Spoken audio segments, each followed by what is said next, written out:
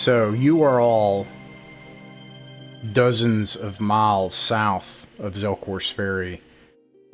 Deep weeks travel or more, a week's travel or more into the heart of the Forest of Hope, surrounded on all sides by, you've discovered the domains of powerful beings and bandit redoubts and hives of giant spiders and monsters and gateways into other places and all sorts of things. However, you've managed to survive to make it to your destination, which is to make it to this enigmatic figure named Anne and her fort. And in Anne's fort, you found that Anne herself and her closest lieutenants never reveal their faces. But there seems to be some kind of rugged sense of honor that operates in this place, despite the fact that for some reason they don't openly allow worship of the light within its walls. And they are very secretive about who can be in the tents of their lieutenants and of Anne herself. And they secretly, they closely guard who can come and go. And Rogarius went into the keep, negotiated with Anne, and you all spent the night. There's no open arms that are carried out in the keep or in the wood fort, and there are only a little over a dozen survivors left here. Many of them you brought back, who had already fled from fear of disease and starvation and the possible coming attacks of other gangs. So Anne has said that if you can earn their trust, you can make a home here and use it as a base of operation. That's where we'll start. Oh, I had a question. Were we supposed to start with max hit points? At level 1, yes. At level 1? Okay, I did not do that. 9, and I'll just add the 5.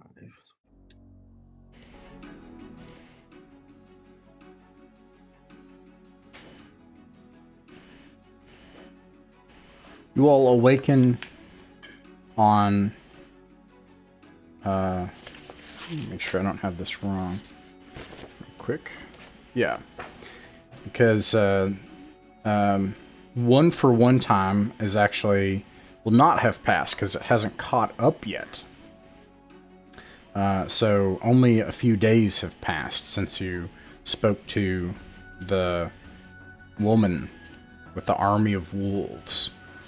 And you traveled across the muck of the riverbed through the forest into the bald hill. And then from there, your guide, Ferhar the outlaw, guided you across the river to the south, into an open area where you made camp and eventually found the wood fort. You were able to procure just a bit of food by charging into the spider-infested woods and tearing the carcass away from the spiders and making it away in time. So you awaken nearby on Lunasa, the 23rd of Fomhar, Wod's Day. You can feel the winds are strong today, and clouds tower up above you into the sky. Some of them looking dark and sinister. I'll say that you awaken inside of the wood fort. I can't remember if we decided, but that just makes sense to me, that they would have let you stay just inside together. Yeah. And you can see inside the wood fort today that some of these masked hooded figures are out doing... Some of them are guarding the tents. Some of them are doing mundane tasks. They're trying to get their what crops and gardens going that they can with what time they have left. Some of them actually leave the wood fort. You see some of them come and go. They don't seem to have any horses here. You all have 2 mules, three horses, and a whole slew of followers. I won't go over all of them, nearly 15 or so, or a dozen or so followers. What do you do? They have food that has gone bad? I think, so the settlement came under attack, and in the course of that, it ruined the last efforts for like a fall harvest that they were trying to make. This is not like a place that houses a whole farm, so... Yeah. What I was asking is, like, I just got the spell Purify of Food and Water. I have the possibility of casting that. So if they have a place where there's a bunch of rotted food stacked up, I could purify enough for 12 people. Yeah, that's a really interesting idea. Probably they do, in fact, because it's almost September, the month of Lunasa. They probably have tubers and turnips and things like that they would have just tossed after the attack. You could reinvigorate their gardens with that Purify Food and Water, yeah, especially the water. Yeah. I will do that. I'll make sure Ann hears about it. I'll make a big. One of the lieutenants. I assume that. Oh, hey, scumbag! I assume that it's a miracle or a prayer. So when they see you doing it, they stop and they're like, and it's a hooded person. They say, "Look, holy man, no offense, you're welcome here, but that the prayers, the rituals, you'll have to do that outside the gates." Well, if you want to eat, then haul this rotted food outside the gates, and I'll prepare it for you. All right, we'll talk to Anne about it. Thank you. They leave and go inside the tent. I should also note that basically Anne is awaiting your all's response after Regardus' return. I forgot to mention that. And Scumbag, hey, how are you doing? I'm not too bad. I got a nasty headache. Oh. I don't know what the hell just went on with my computer there for a second, but it's all tickety-boo now. Well, I'm happy to, if you want to join us, I can put your character in there if you want. And That'd be good. All right, Solos. I'll just say that you were traveling with the mercenaries. So the really quick and dirty version is that the group you all escaped. There was this rumor of a wood fort to the south with some person named Anne, and they have traveled through the woods for the past week, and they found the fort. And Anne is basically saying, hey, you can come here and operate, you can stay here, but you have to earn our trust. And they're just about to deliver their answer about what they want to do to Anne. All right. To give our weapons up, though, right? No, just while we're inside. Yeah, like it's kind of like there's it's like a Wild West kind of setup, or or kind of like what comes to mind for some reason is like Mad Max or something. Like you don't just walk around here with weapons, so they gather everybody's weapons, other than the people that are on guard at the time.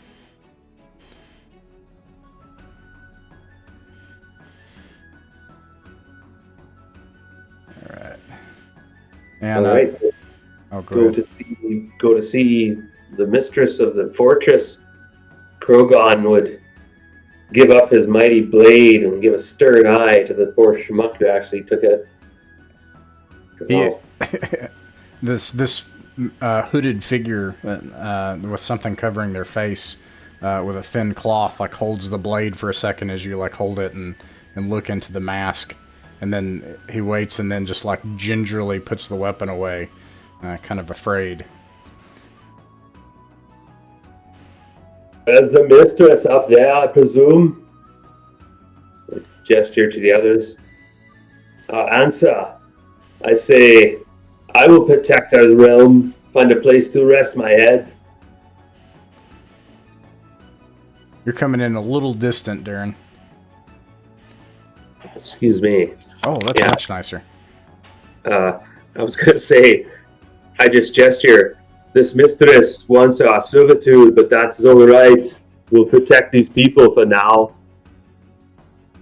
Yeah, I will hand over my mace and join him. Okay. Well, let me, let's see.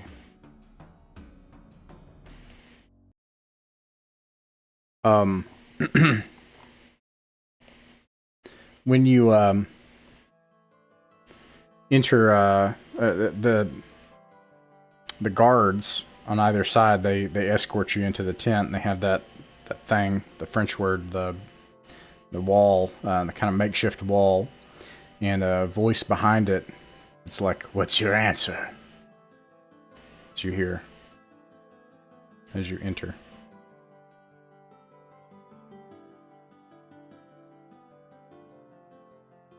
Oh, who's the group caller today? It's Martin now, yeah? It's me, but we sent Regarius in last time, and he managed not to mess anything up. Yeah, Face Man, yeah. I just as soon send him back.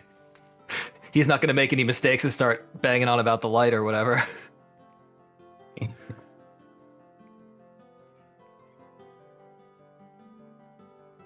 So unless there are objections, I say we send him back to deliver the answer on our behalf, while the rest of us settle in around the town. Oh, okay, sure. Does she want to meet with all of us? Oh, does she meet with more than one person at once? I thought she had something about that too. Nope. We all go. Oh, okay. Yeah, never you all mind. can. Yeah, You can all go if you no want. problem. There's a big thing. We just have to leave her. Yeah, Darren, there's a kind of... It's all on a hill, which is unfortunate and part of the problem with the crops. It's set up on this hillside. The wood fort has these makeshift watchtowers that sit at the top of the hill, and then there's this larger tent and other tents around it that sit at the base of that wall. The largest tent is where they escort you to. But yeah, so as you enter, you just hear the voice go, "What's your answer?"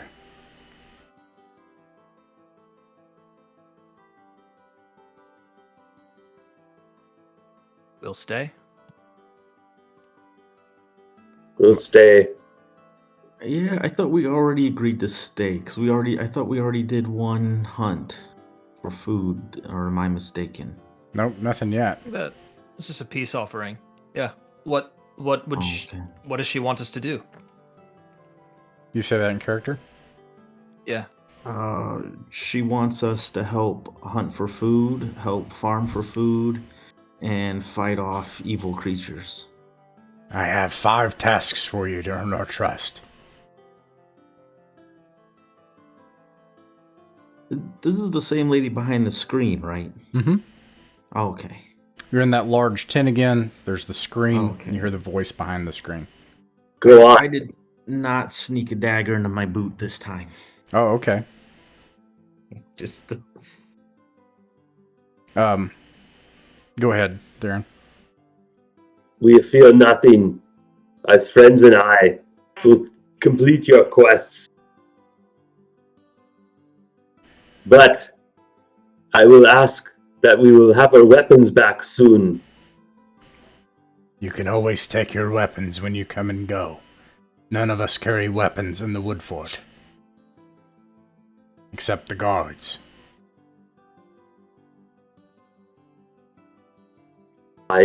The last 2 tasks, I cannot tell you until you've completed the first 3.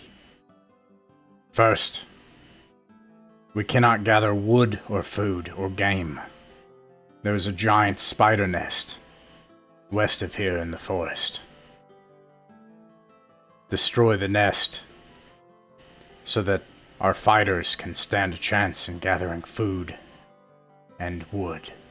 Second, in the hills northeast of here are spies. Make sure they're either captured or they don't make it out alive. Spies from where?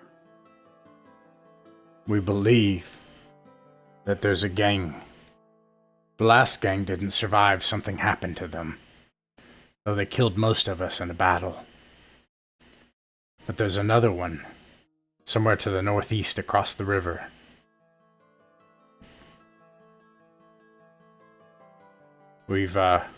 People have gone missing. Others have seen them in the woods, in the hills.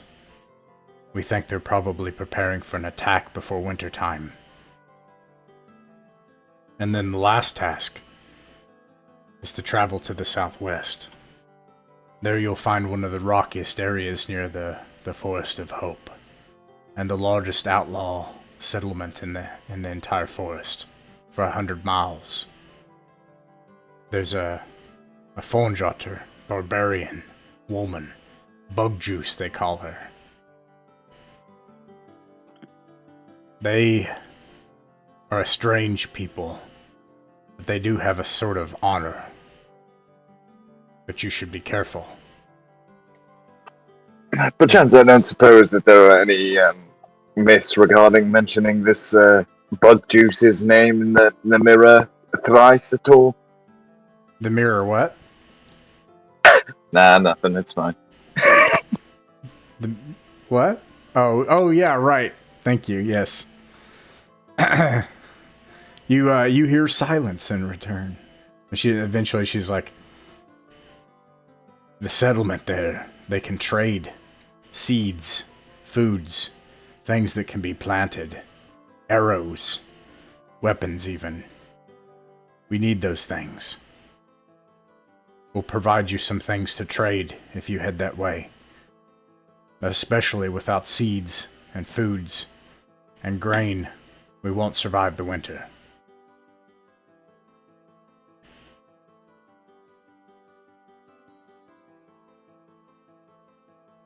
The last two tasks we can talk about if you survive. Won't cause any moral conflicts, will they? You're a churchly man.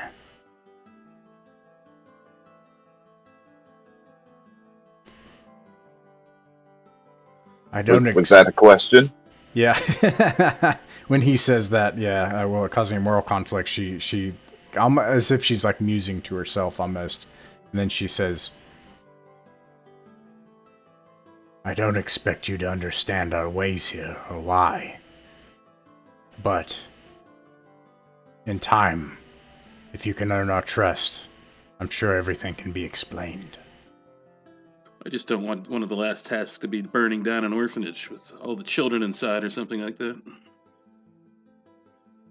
Burning down an orphanage would be kind of a waste before the winters come. We could use orphans right now. What, a food source?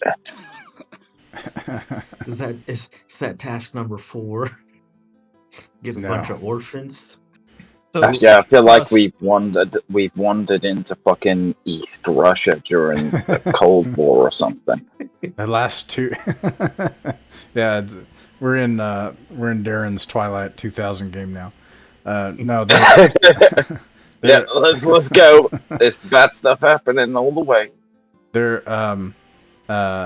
She says the last two tasks are a matter of confidence, and they involve only what they involve matters just here for our wood fort. Ross, can you clarify something for me on the second task? Would we be looking for spies in the hills northeast of here who are from a wood fort across the river, or are we going to have to cross the river and find hills there? Because it was the first one, yeah. Days travel, okay. Yeah. Although all of these things could take a while, like a day or 2 or 3 travel, some of them even more. Because you oh, go ahead. Is garrison the word that's escaping your mind?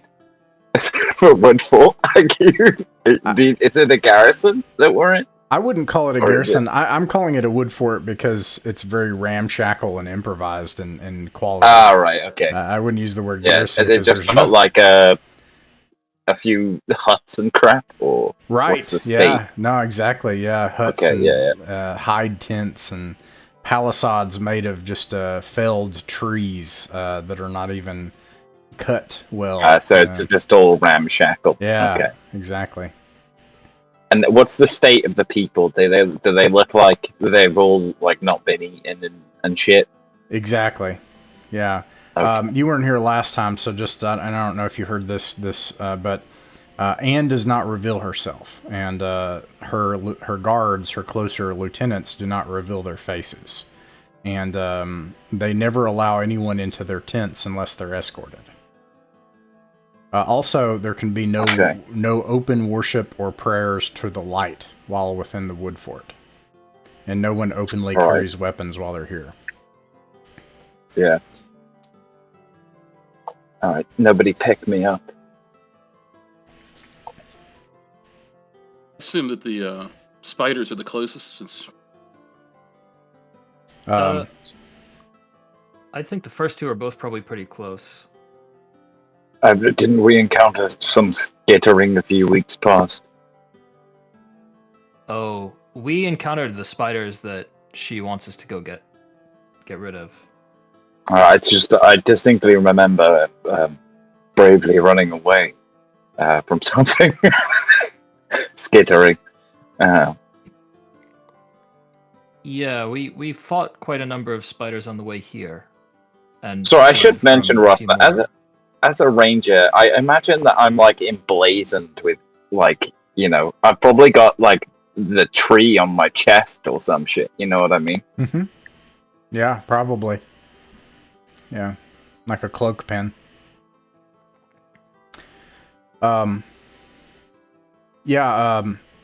Probably, and she also says Ferhar, and Ferhar's like, Anne, and she's like, you won't make it. Zelkor's ferry, you won't make it now, not before winter, not without their help. If you want out of here, you're gonna need to help them. Ferhar says, yeah, that's kind of what I figured by now. And she says, show them where they need to go.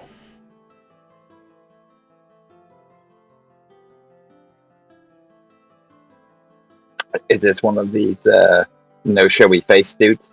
No, sorry. No, yeah, that's my henchman. You guys have like about 15 henchmen right now. You've got 3 mercenaries, Ferhar, the outlaw thief that you ran into, who the whole time they're like, is he going to stab us in the back? And then Euelis, who's this holy man, who's a level 4 cleric. And then Krogon has like his buddies. Like he's got like these 2 weedy thief dudes that like kind of like hang out with him and drink everywhere he goes. Rodicon and Malar. And then you've got like something like 9 different level 0 peoples that you've encountered as refugees, some of which have already been lost. I can't remember why, but something happened. I think it was the hunting trip. I can't remember. A bunch of them. Are these the Drachenvetter?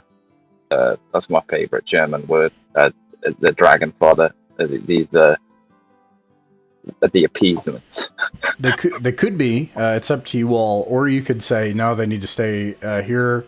And that's the thing. So, and I'm going to hand it over to Martin. How do you all organize for this, especially to deal with the spiders, the spies? What's the plan? How do you tackle these things? Or do you? What do you do?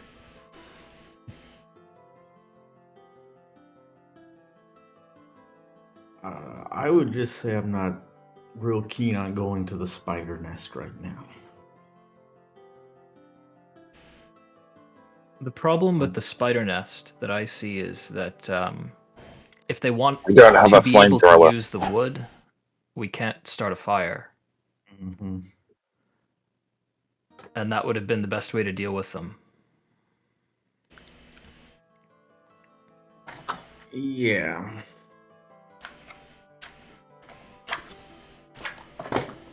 Spies in the northeast sound like the most accessible one of these groups for us to deal with, and Firkar might actually know something about them. I may be able to track them if we come across any remnants of them passing through. Okay. Right. The third one sounds like it'll be kind of a hike, so my thought is that we'd probably do that one last, or at least not first.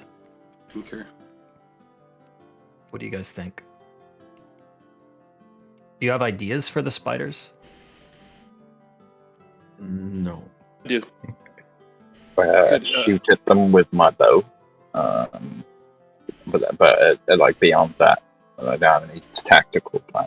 I mean, if we're out in the open, I mean, we could always do some really elaborate thing, like, you know, build a watchtower and then lure them to it. But then that will dig a trench.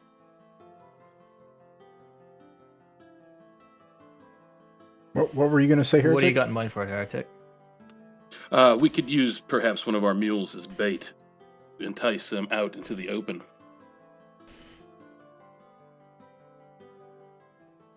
That could thin the numbers. I think at some point, I suspect, I don't know, but I suspect that at some point we're going to need to kind of storm the nest if it's really a static thing, but thinning the numbers that way could help a lot. Let me see here. Do we have a wizard with the spell extra large newspaper? Man, wizards, they've been wanting a wizard in this game for like the whole time, and there's only been like one wizard show up, and they didn't nab him, and he left. It's been amazing. I've not rolled any wizards. There's not been any wizards other than that one guy show up. Let me get to like level 9, and then I get a spell. Let's go. Speaking of ranger stuff, the ranger is one of the classes in the game where I can kind of meddle a little bit. Yeah, meddle all you want, man. I'm taking a look here. Heavy metal. I think I would reduce this to a wisdom saving throw.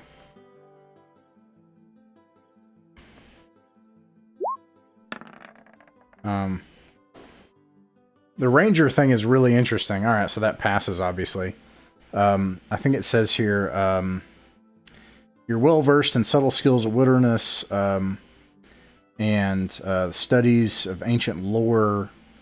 There's some things about my setting that are unique to rangers. I'm trying to find it, but I think it says you cannot operate with more than one ranger. Now, that doesn't strictly mean that you can't have any other rangers, but with the size of our groups, that means you're the only ranger in the game until there's another ranger. So, anyways, that means you're one of the only characters where I'm going to do the modern thing of like roll to see if you know this or you would know this. Like usually, if you do, you either know it or you don't. But with the ranger thing, I'll meddle a lot more. Okay, so as a ranger, some of the things that we've talked about offline, one of the things that you would know about these chaos mutated spiders is they have a nest infrastructure. And if you can kill their queen and destroy the nest, then even if it doesn't kill all the spiders, eventually they'll dwindle enough and be disorganized and disoriented enough to work around. Alright, that's a thing.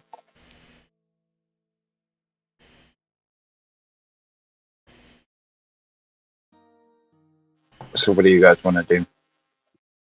Find the queen and kill it. I would advocate for thinning the numbers a little myself first. Yeah. I just meant like what order do we want to tackle this in? Spiders might be the most dangerous thing. I mean, one thing is the spiders have been like sort of popping out and grabbing some followers and dragging them off into the night. I mean, I would like to fight one or two just regular spiders to see how nasty they are before we go charging into their lair, their nest. So By this point, we've killed almost half a dozen of them on the way. It was abstracted, but it doesn't seem far-fetched to just ask Ross, what was it like fighting them? Yeah, what did they do? That's fair. That's fair. Yeah, and what that looked like is you all had, at one point, 9 mercenaries. And at this point, you have 3 mercenaries. The majority of those mercenaries died to these spiders. And the thing that you saw that's probably the worst about them is that whenever they were like hit, it seems like you saw convulsions, seizures, and paralysis. And the person that was stabbed by these spiders or bit by them just collapses. And then they try to drag them off. That's the reason why they're ambush creatures, and they were able to usually get 1 or 2 before the other mercenaries were able to fight them off. Yeah, so they should be, I mean, being spiders, I mean, unless these are like weird spiders, they should be holed up somewhere in a general vicinity, like have a territory, unless they're just fucking weird communal spiders for some reason. Well, didn't we just hear that they're mutant spiders? Yeah. Oh well, if it's some chaos bullshit, then yeah, they're probably all fucked up like the big rats and sturges and yeah. Yeah. So these ones in the forest that we saw before are web spinners, which is a little bit different than some of the other ones that we had seen, which sounded more like crab spiders or some sort of just ambush predators. Well, what do you say? Do we go for the spiders or the spies? I mean, my vote's for the spies. I think that that's both more time sensitive and more doable. That should be a small detachment of people, and we fought a lot of people. I'm leaning towards spies too, just because that sounds less horrific. You guys are going to be real fucked up when it turns out that the spies are were spiders. Yeah, right. That would be quite a surprise. Okay. They may have a spellcaster with them. I mean, we have had countered bandits with spellcasters. Yeah, no, but you guys all know what happens when you get bit by a radioactive chaos spider. Of course. So, Wallace has second level spells, which gives him kind of an angle on spellcasters. He has silence. And blinding a spellcaster should also make it, well, it depends on how casting works, but it should make it difficult for them to cast, if not impossible. If it's using Vancian magic, then technically deafness and silence and stuff should make it impossible to cast spells. But then again, you don't know if it's explicitly Vancian magic or not. As long as they question of whether blindness does. Vocal spell component also. Yeah. Is this going to be tomorrow morning we're going to do this? If so, I could go purify a load of food outside the gates. If you want, you can say that you did that as part of what you did yesterday. You know, that way you don't lose. I'll create 24 meals basically yesterday. Nice. And I'll just come out with 2 cure light wounds today.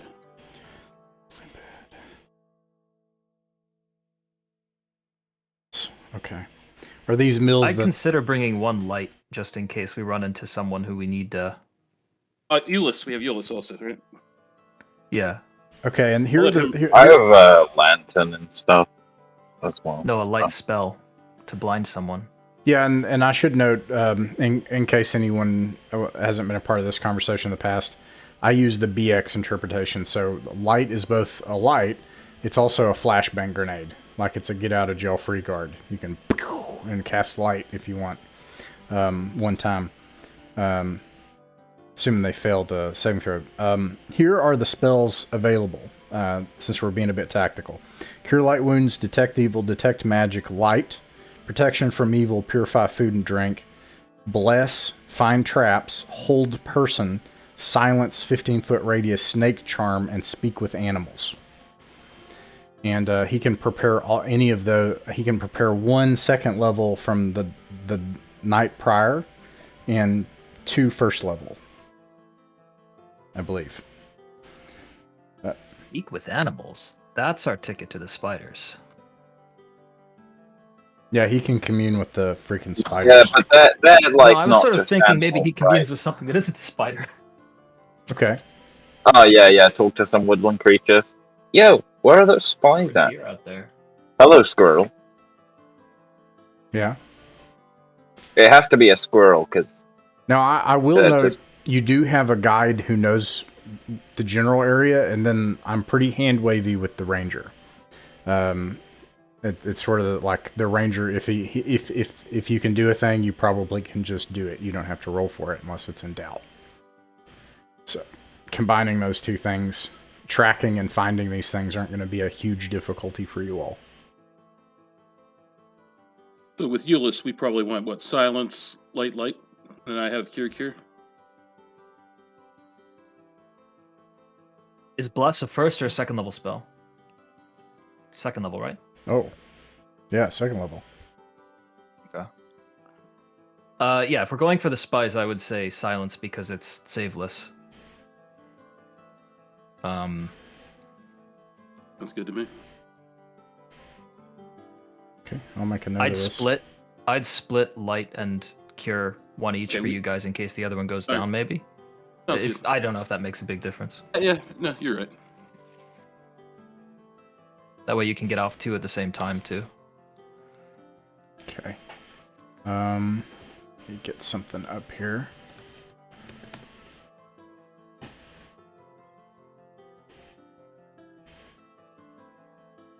Thank God you've got the wisdom bonus. Okay, and one other thing.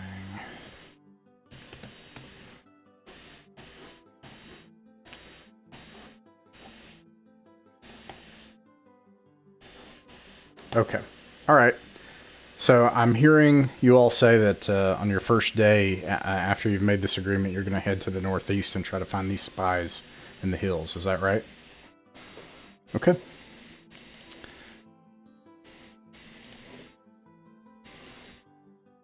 So we're not going after the... Did you say spies or spiders? Spies is what I'm hearing. Oh, okay. That's what I thought. Okay.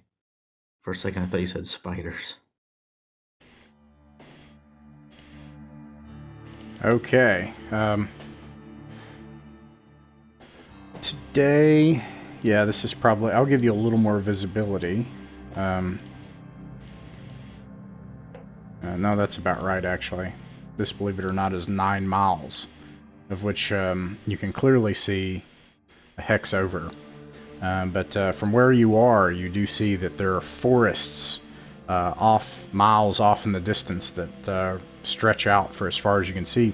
There's the riverbank about 3/4 of a day travel to the north, and you can see that there are hills to the northeast. And in fact, Fairhar says, he points it out. He says, there's some small forests on the back end of that collection of hills up there. But that's where Anne thinks that they've been hiding out.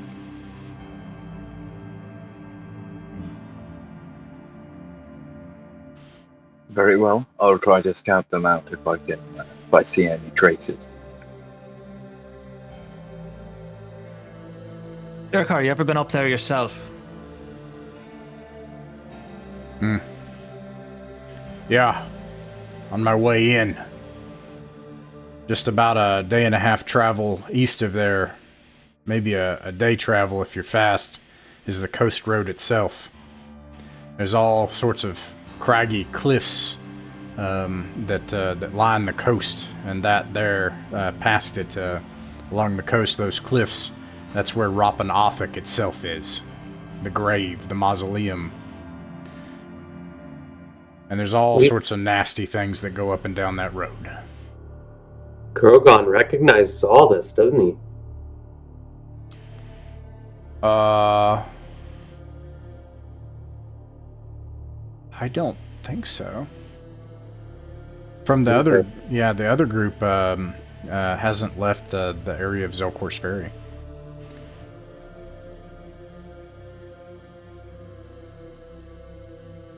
Okay. Yeah.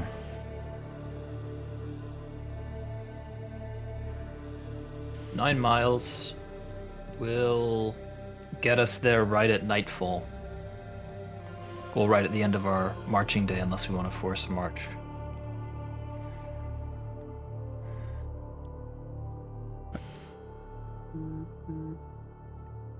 Let's move. All right. Get there. 2, 3, 4. Okay, here we go.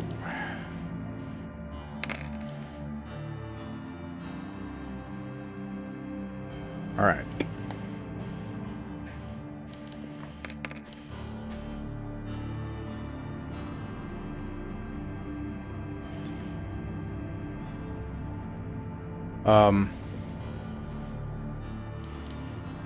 Excellent news. You all find another 14 people who've been displaced from the fort. Guess you could call it good news or not. You can either take them on with you, send them on your way, or you can escort them back. They know where the fort is, can't we just tell them? Can't they just go there themselves or no? Yeah, if you constantly shepherding all these people around, it's like never gonna get anything done. Yep. Or more mouths to feed. You can feed more mouths, but I mean, I don't think we can afford to take them all the way back and then waste another day. Yeah, it should be a straight shot back if we were able to get here safely. All right. At least means there's no barricade or anything. Should being the operative word, I assume. All right. When you what do you tell them? These people, at first they're just afraid of you. You know, don't hurt us. They think that you're an armed roving bandit gang, which you've already seen there are plenty out here, or were. A lot of them have died. And then when it looks like you're not going to hurt them, they start begging you for food and stuff and supplies and, take us with you and everything. So what do you tell them? We just don't there should be food at the fort. Okay. What else? We had some good hunting, and there will be maybe enough to eat there. Let's see. I still have some leftover gold from the last bit I got from the thing that I didn't really need for stuff. So I'll go ahead and... How many of them is there? There are 14 of them. Oh, okay. Does anyone seem to be in charge of them? Is there like some natural leader of this ragtag group? Yeah, somewhat. There's a young woman named Caristiona, and she's the one that is begging for your help. Oh, okay. I'll hold out my sheath sword in my hands and ask her to swear upon it. To take my kindness in good faith. She does that. She swears an oath, and she's like, I hand her a pouch with 50 gold pieces in it.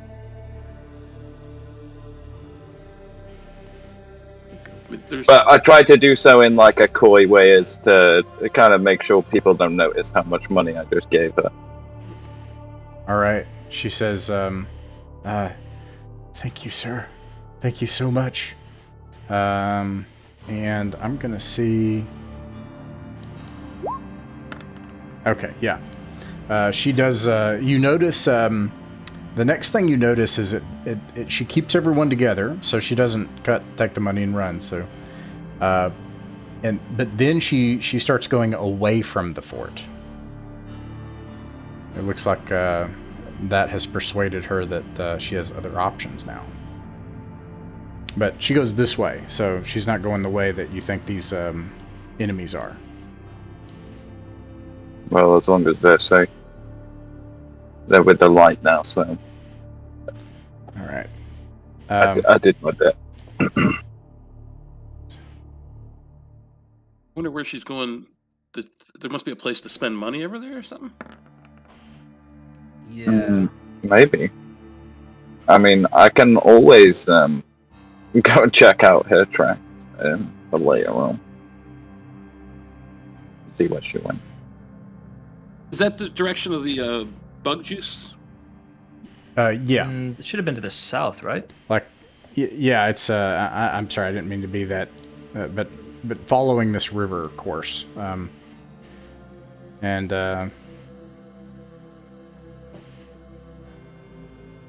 yeah, I mean, and as, let me get, Solas, it looks like it looks like what she's doing is she's going up to the waterfront, with the group, instead of going through the spider-infested woods. So. Oh, okay. All right. So that happens, and otherwise you're able to travel through these this open river valley till you get to the hill. On the near side of the hill, there starts to be this forest that kind of wraps its way around to the back side and the near side of it here. So there's this forest that kind of hugs around the hill. I'm going to move the token just so you can see it. And you get there as it's dark. What do? Do you camp? Do you keep moving? Attack at night? Try to scout? What's the plan?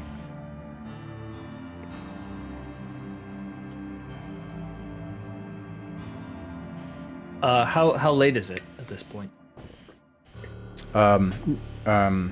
Dark. About 2 or 3 hours after twilight, 9 p.m.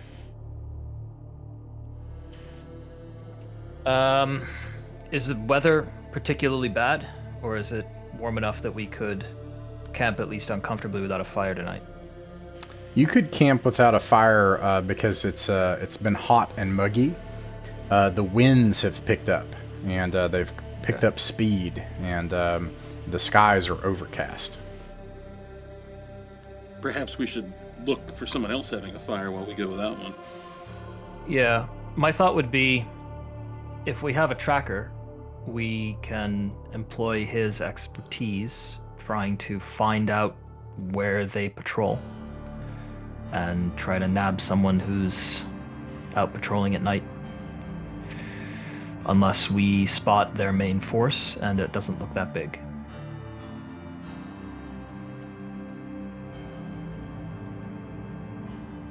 Okay. Solas, if you want to do that, that would be a tracking check. Let's see. Starting at 80%. It's dark, so that would make it 70%. Looks like it would be a set. You have to get on a D100 under a 70.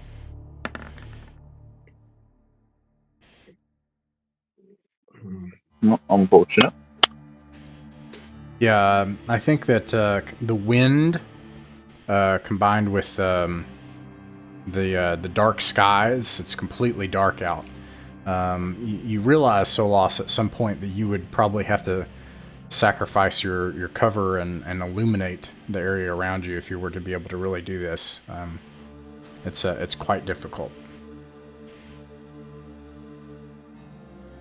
What about casting light on an item he can cover up and then use it like a flashlight? You could do that.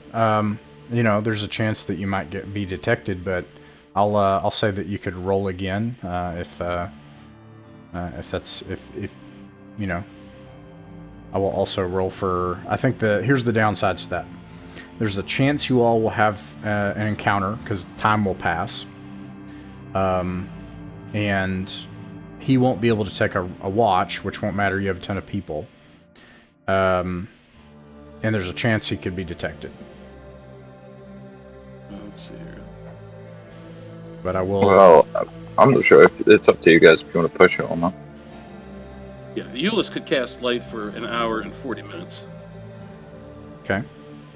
What do you think, Martin?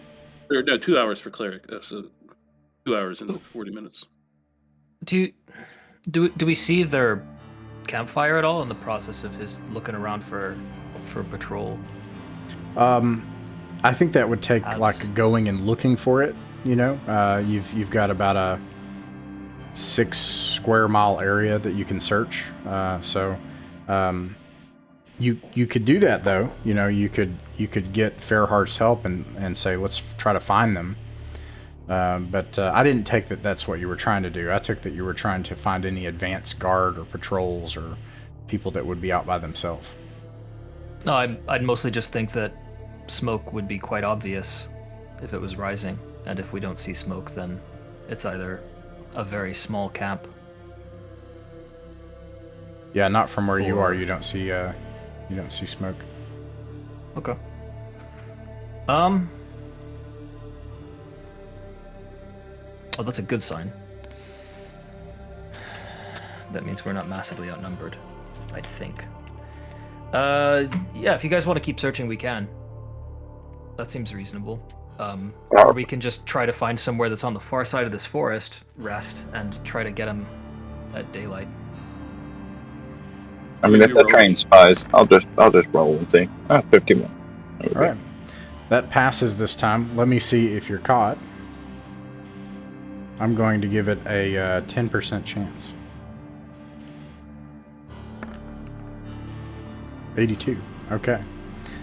You do find the tracks of. It does look like. What you actually end up finding is that you can hear the drunken songs of someone going out to piss, and you can see higher up on the hillside that there's what do you call this? Sconces of some structure. Raised up in the dark, at least two floors. It's clear to you that this is if they're using anything as an outpost, it would be that. And you caught one of them off by themselves pissing. All right. I mean, do we have anyone who's a stab? Or do you want if someone's got the silence, you could silence that motherfucker. Or cast silence on us, and we can run up on that motherfucker. Yeah, I'll say that, if you all want, you can attempt to do this. I'll give it the same thing again with the casting of the spell and whatever plan. I didn't assume that not everyone was going, but if everyone did go, or they followed a little bit behind, then I'll also give a chance that you might be detected. So that would be the price to pay for everyone trying to go and trail at night. Well, I mean, I would not have been up there with him. I mean, technically, I'd imagine that I would just have the sneakiest people. That would be Fairheart, the useful. outlaw. He's a thief. And then also, okay. And how far away is this guy pissing? Is he a decent far bit away from, like, has he gone to what's my sort of outlook here on time to subdue versus my chances of getting noticed? He's probably 50 feet away. So he's taking a decent walk. You'll have to make a move to get to him. I will also note that Krogon's friends are level 2 thieves. So if you wanted, that's of course up to Krogon because they're his henchmen as well. But if you wanted them to go with you, you would have 3 thieves. Yeah, I mean, how far away is he from the like a little outposty thing that they built? It looks like he went in the woods about 60 or 70 yards away down the hill on the side of the hill in the woods to pee. Okay.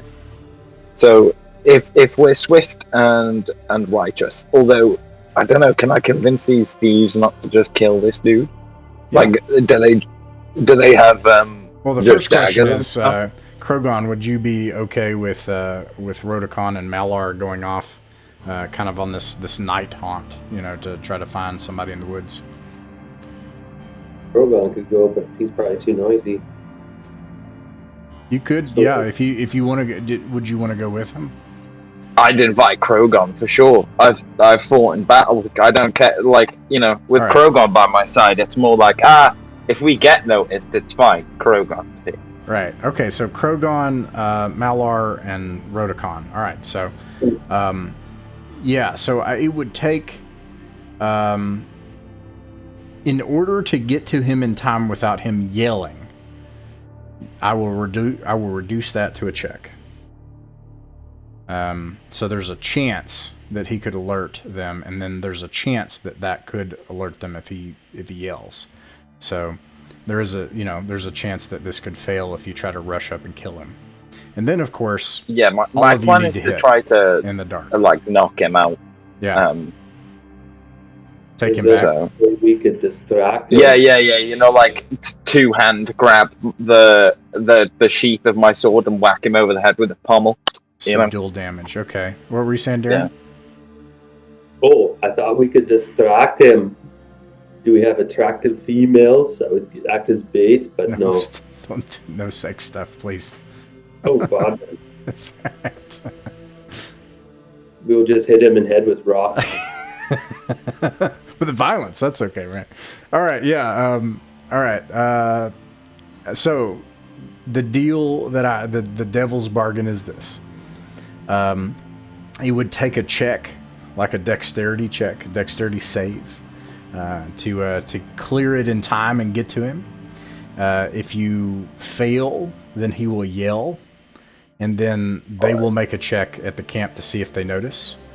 So what, am I like rolling a d20 plus my dex bonus? Plus your dex bonus, or you can have anyone else do it. Whoever, or Krogon can do it. Whoever's better.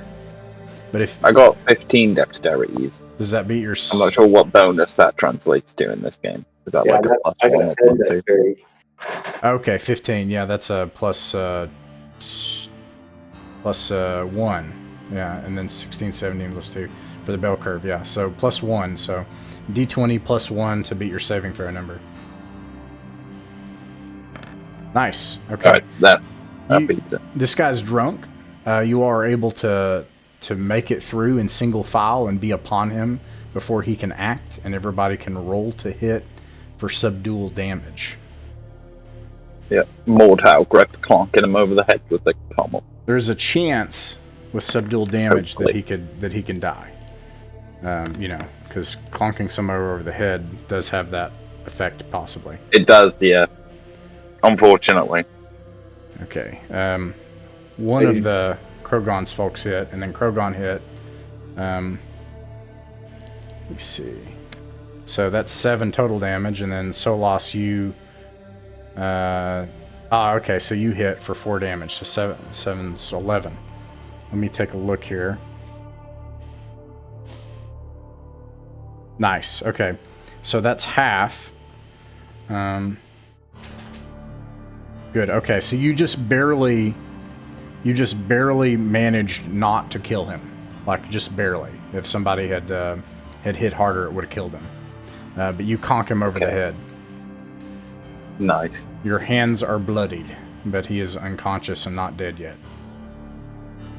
Quick, let's drag him off. All right, you all drag him off back to the boys. You do that.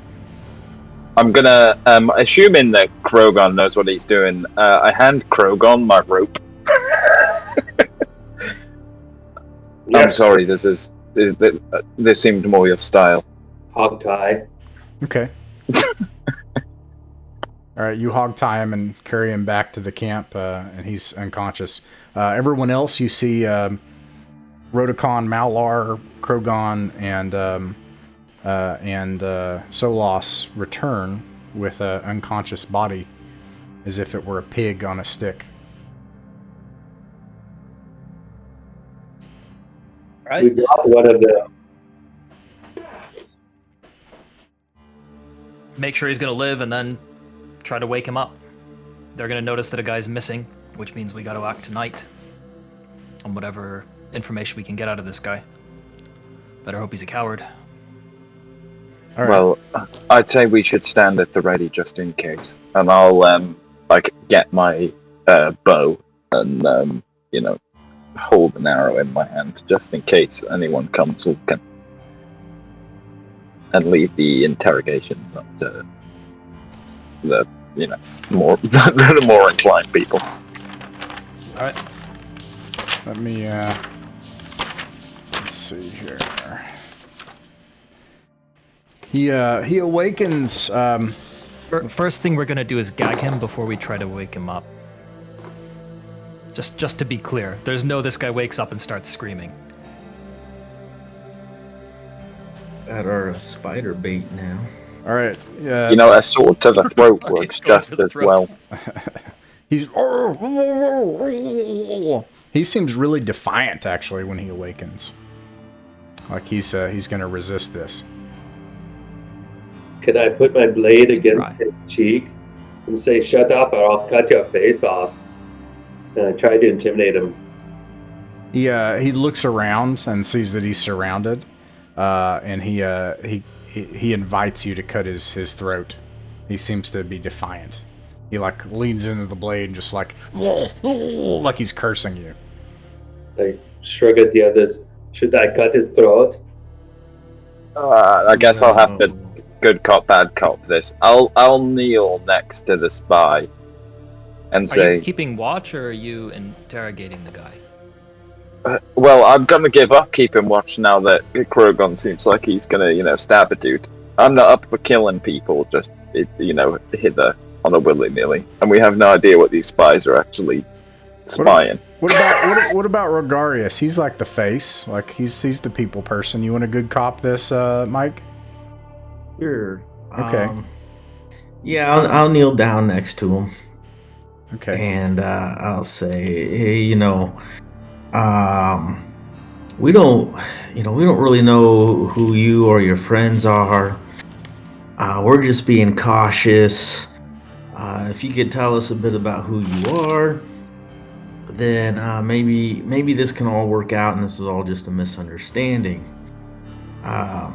If not, then I don't know. Maybe we'll have to use you to go spider hunting. Maybe that'll make you a little more nervous than a simple dagger. Both cops at once. Terrifying. Okay. Your charisma score, what is it? 14. 14, right. Okay. He says, if you allow him to speak and remove the gag, he says, all right, look, no, please, don't throw me in the forest. Just, I'll make a deal. Yeah, right. All right. Do you have a base, a settlement, something? You do, don't you?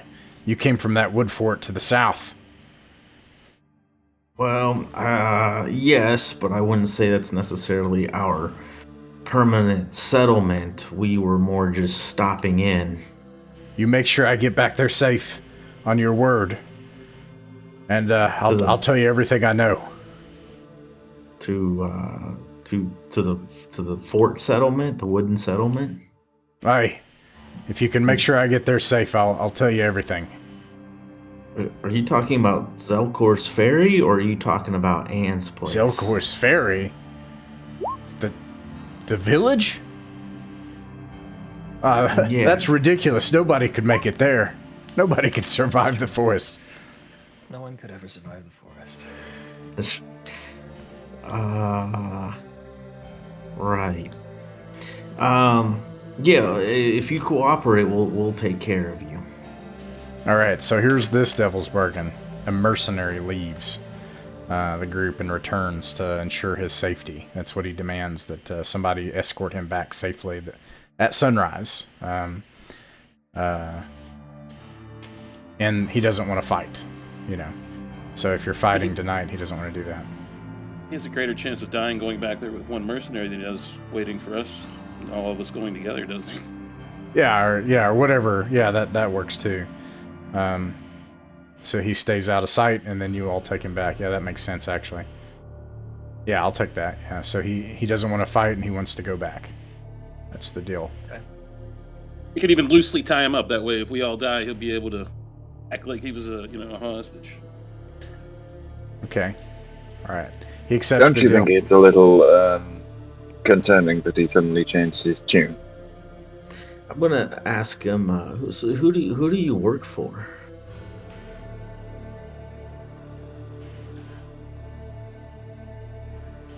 The lieutenant's name's Beethan, but the gang is Korak. Korak. What are you guys doing in this dangerous place? Korak's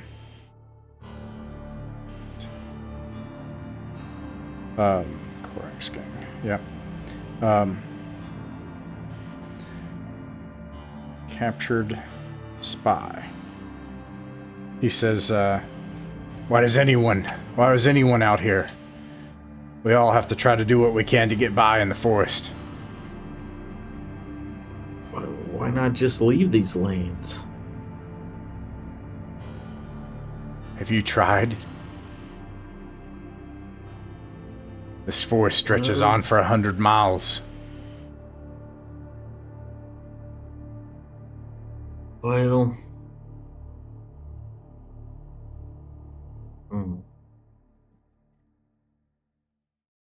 What? Why do others call you and your kind spies? What are you spying on? The wood fort. Korak. She was working to prepare to gather enough people, press gang them into service, and rush them into the fort and take over. It looked like the fort was weak. We gathered enough information. Looks like we were wrong. He looks around at you all, with your armored weapons and horses and everything. I think they're in for a nasty surprise. But Korak, they started out as a tight-knit gang, but they've got magic. I know that sounds crazy, but they've got tricks. The biggest thing is that the main fort, they don't just let any of us in it. You may not believe this, but it's true. It moves. It's a fort that moves. Well, that is mighty impressive. We could do with one of those. Yeah. I heard of a witch out east that had a moving hut. Like, forget this, actually. Let's just go get that thing. Yeah, we want this fort. Oh shit, is that a shiny bike? So that actually... Hey, Ross, when do I find my board of skating +1? Right. Sorry, what were you saying, Martin? That isn't surprising to me at all. That matches up with a scouting report that we got last session, where two people disagreed on the location of the same... evidently, they both said the same fort. I assumed it was two different forts, but that's... I guess this is also a possibility. And that was the one to the northeast in the forest. Do you want to keep pushing the guy and try to get a little more info on this fort, or do you want to just figure out what's going on at his camp and we'll clean up there? So the camp, because if we get him back to the fort, we can question him further about the other thing. They'll notice he's gone by the morning for sure. I mean, we should take care of the camp now. Is what I'm saying.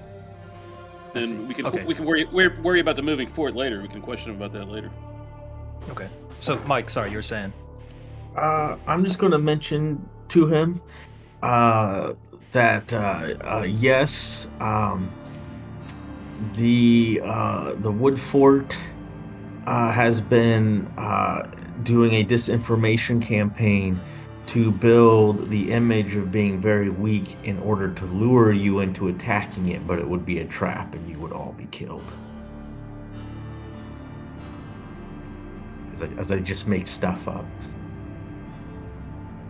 Yeah, it seems pretty obvious that's the case now. I don't want anything to do with this anymore, but you should know. After what I've said, I can't go back now. I can't go back to Korak. One thing about Korak is... if you start speaking out against her, you disappear. Cool. And is Korak a human? I've never met her. Does she hide behind a screen? A screen, no. That's not as far as I know.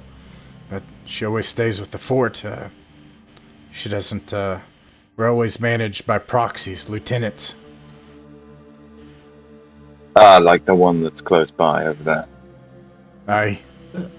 How many are in your fort?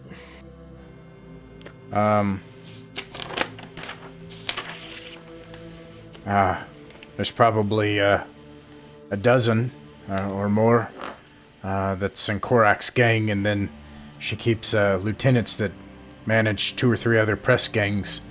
That outpost has about a dozen or so, several on watch through the night, two on guard at the entrance, the lieutenant and several others that stay in the ruins, and then some of them stay out on patrol or asleep. Aye, we've been using the ruins up in the hills. Some old watchtower or something. Mm. And do you think that your friends, if you could call them such, would be open to parley knowing that we have you captive for talks, or would they be unreceptive? I think you'd have because, to kill... I mean, they don't seem to have come for you. You'd have to find a way to kill their lieutenant and that hedge wizard that he brings. What kind of man is this lieutenant? Well, he Osan, he has heavy armor, and he's a mercenary of some kind. Good at what he does. What pisses him off? Or, what gets him going? Is he a man of honor? Never backs down from a challenge? What's his weakness? Well, in my experience, if you defy him, he slits your throat on the spot. Oh, temperamental. Aye. Well, wait, who was the expedition leader again? Was it Martin? Kalik, yeah. Kalik, what do you reckon's the plan here? Well, we'll need a little more information about their camp. Is the lieutenant and the hedge wizard in the camp or in the fort? In the fort. Is there a spellcaster in the camp? There's no camp. It's just an old ruined tower, or at least half of it that hasn't been destroyed and torn out. The second floor of it is just open now to the elements, but the first floor it's where they keep their camp, inside of the tower, and then 2 guards that stand out. It's single entrance. No one could make it through the windows or through the arrow slits. And then at least 3 others that stay on listening posts that stay on duty through the night's watch. So a total of 5 that are on watch. That's not too bad. When they're all mustered all together, it's about I'm not sure, maybe a dozen or so. How wide is the tower? It's not very wide at all. Maybe.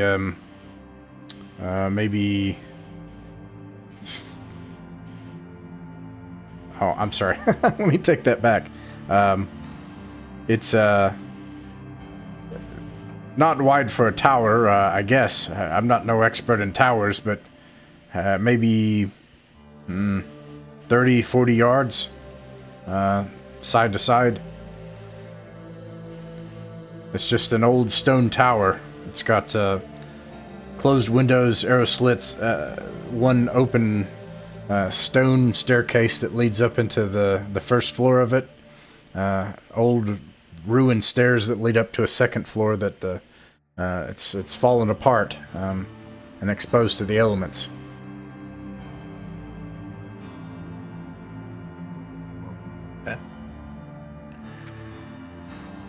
I mean, that might be a back way in if they try to hole up. Are there any blind entrances? Out of character, what do you mean by a blind entrance? Places that they can't see very well? Blind like spots? A Sally Gate or something? No, I don't mean like a postern. I mean like just are there any blind approaches to where their camp is?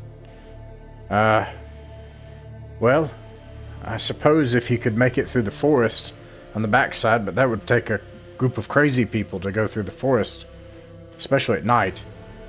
It's covered and more easily seen during the day. Well, that sounds like us. What's in the forest? Those spiders that you threatened to throw me to. Among other things. Nobody goes in the forest at night. It's crazy. With silence, we could potentially hack down the front door without them realizing. I was thinking something similar. It's a good... Or we could just, knock. But, yeah, I mean, if there's a hole in the roof, then, we could always try to climb or, do some leg ups if we can sneak up to the actual thing, depending on how high it is. And some of the sneaky people can get in. We could ask this guy if people go up to the second floor, because, I mean, there potentially could be spiders up there if they have it sealed off. No, the second floor, it's just some 20 feet up the stairs, and it's just exposed to the elements. Nothing up there. It's not sealed off, then? No. You have 2 thieves. Bingo. What about a password? How will they know if it's you coming back? Well, we know each other. Out of character, that's a horrible idea. And you know that, but they don't, and these are just press ganged minions. They're not trained soldiers or mercenaries. Yeah, a passcode would be a great idea. Yeah, I'm surprised they don't have one.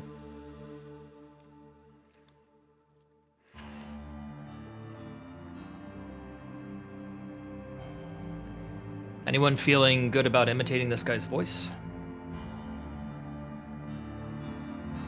You could silence a group, have one person go up and try to divert them to look one direction, say he's coming back, or have him cause some kind of disturbance. I don't know. A thespian's a thing. Goes up. Yeah, Ross. What is it? What'd you say? A thespian's a thing, yeah. Actors, has the world been blessed with actors yet? I'll ask him, is there some kind of password or signal you give in the dark of night so they know a friend is coming? That's what Martin just asked. Sorry. Yeah, no. Yeah, they're not high speed. They don't know. That would be a good idea. Well, okay. Here's what we do then. We just get this guy's name. Silence a group. Send one person up. In the dark, there's probably no way they're going to know that it's not him until he gets quite close. So he can walk up noisily, draw some attention. Hopefully not crazy attention, but just they'll look his way. The other group goes around silent. Hopefully fewer of them notice. There won't be any cracking of twigs or whatever. And then it's just hopefully a surprise round. That's our best way in. I mean, we could always we could send the sneaky people round the back way, and then whoever's got silence. I mean, if they sneak in with silence on them, well, the heavies kind of just go the front route, or we follow that plan of action before. The sneaky should be able to get in, and then we just have to back them up. I don't know if they should be able to get in. Is there a way? You can climb walls. They're thieves. They can try to climb walls. They might fail. They have that's their highest success rate is climb walls. Yeah, but it's still like a 1 in 4 failure rate. We got 3 thieves. Yeah, but also, I assume with them helping each other as well. Like, it only takes one of them to get up for it to be much easier for the other two to get up, right? Let me frame the problem, and maybe we can at least just head that way, right? Because after you see it, it might. Okay, so my first question is: do you keep the outlaws that you had with you, or the level 0 torchbearer types? Are they with you, or did you leave them at the settlement? Oh God, no, we didn't bring them. Okay, all right. So you have 3 mercenaries, Faircar and Uelis, and then. Actually, let me fix this because they're marked wrong here. On my side, it's Malar.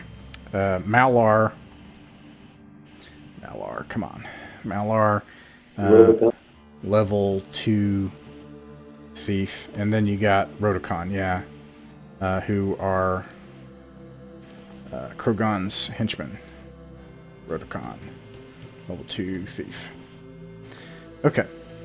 All right, and then my next question is, do you choose to go through the forest to come through the less guarded way and chance an encounter, or do you just go up through the up the hillside that's not forested?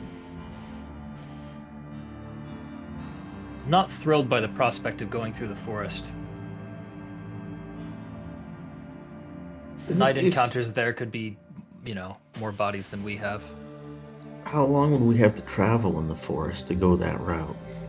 It's not far, but you'll have one encounter check, so it'll be one passage of time, which is like it'd be the same amount of time, but one I won't do an encounter check, and the other one I will. That'd be like 2 or 3 hours. I almost feel like it's worth the risk. Plus, when we're trying to breach the door, we should probably take like a log with us, throw it in there so they can't shut the door on us. If we do get it open, you know what I mean? Is there a door? Do they have a door on this? I mean, we'll find out when we Yeah. when we can actually see We it. got a guy we're asking. No, it's just open to the elements. It's just an old stone ruin. I thought there was a door. I apologize. But there's only one entrance. It's 10, 15 feet, 15 yards wide, large stone steps leading up to it, maybe 15 feet high, and they post guards at the entrance. There's only one way in. Any traps? No.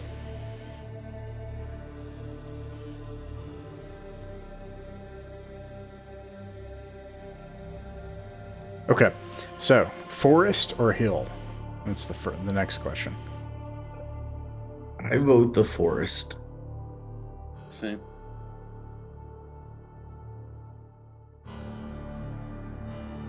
I mean, if this is a democracy, then yeah, let's just go. Okay, I'll do one check. Just don't gotta get a 1, you don't. Okay, so you're able to travel through the forest. The forest at night is, it's full of, let me see actually if it's full of the sounds of nightlife, though, and the rustling of trees and bushes, keeping you on edge, making you wonder if there are these giant spiders. But you don't encounter any, and with the combination of Faircar and Krogon and Solas, who had been at the base of this thing just recently, you're able to make it into the forested area. That's kind of to the side. Actually, let me kind of like move all of you all up here. And then like, it's like this.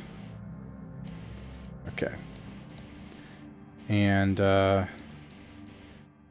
coming from that direction, you're not noticed. You'll find that this is in yards. Did you switch maps? Not yet. Oh, there you go. And you're able to see that in the dark there is one person on watch that night.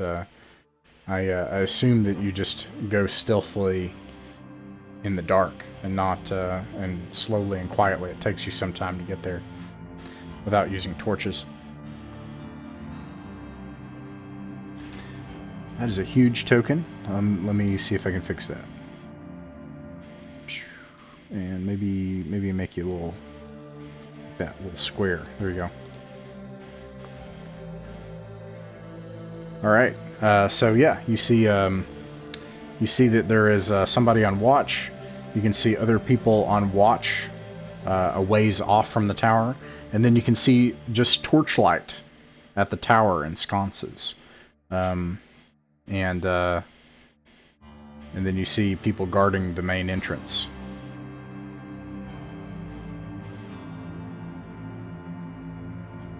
Right. So huddle up. What's the plan now that we can see the outlook? It's clear that they're expecting approach from, I don't know if it's really south, but from the bottom side of this map. So I would say if we just send the thieves in, we'll be able to get rid of this one sentry who's closest to us, and from there it's just one big volley. What, are we going to Silencia ourselves and sort of huddle up? Huh? Are we silencing ourselves or something? Oh, silence. Is that the plan?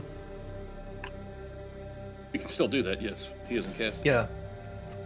That could be quite valuable. So, let's frame the options here. Is there silence to... Are you using it for the thieves to get up and kill this guy?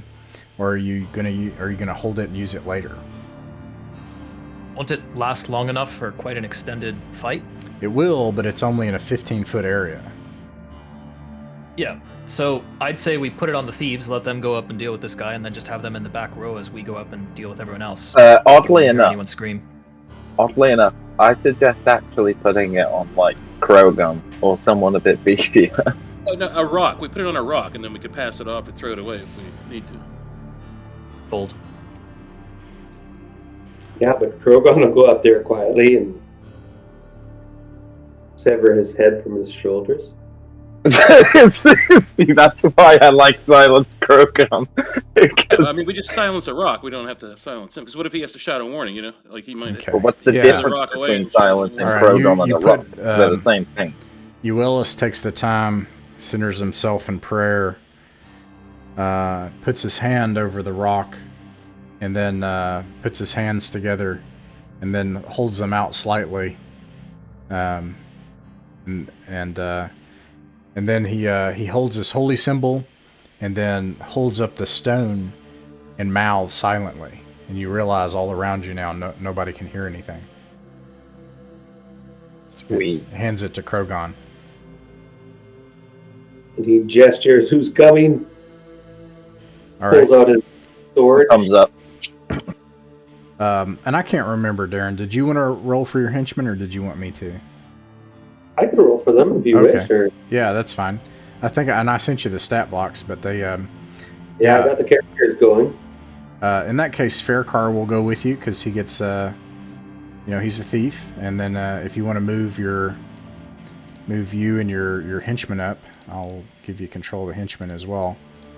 And then because of this, you get a surprise round, so you can roll to attack.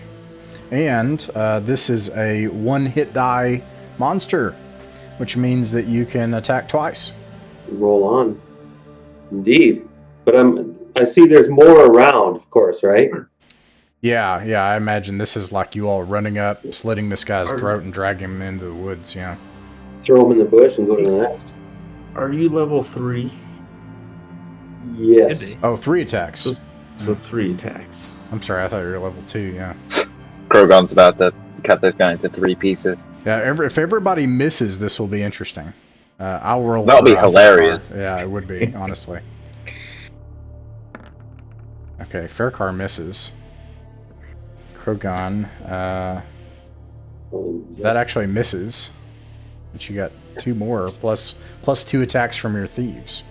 Yeah. 1 second. Plus 2 if you attack from behind. Right? Plus 4 if they're backstabbing.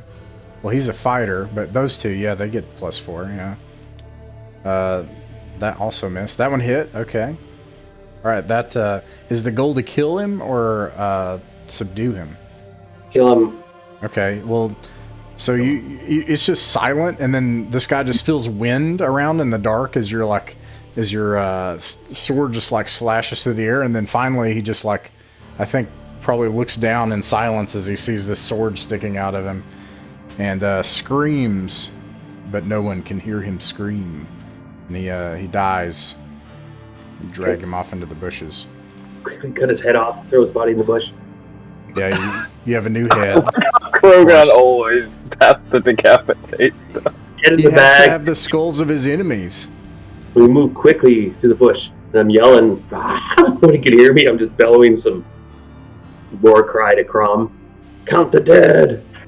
Yeah, is the goal from here? You all can see this happen. At least something in the dark, like drag that body down to the ground and drag it off. So you can only assume that they were successful. So are you charging from here, or what's the plan now?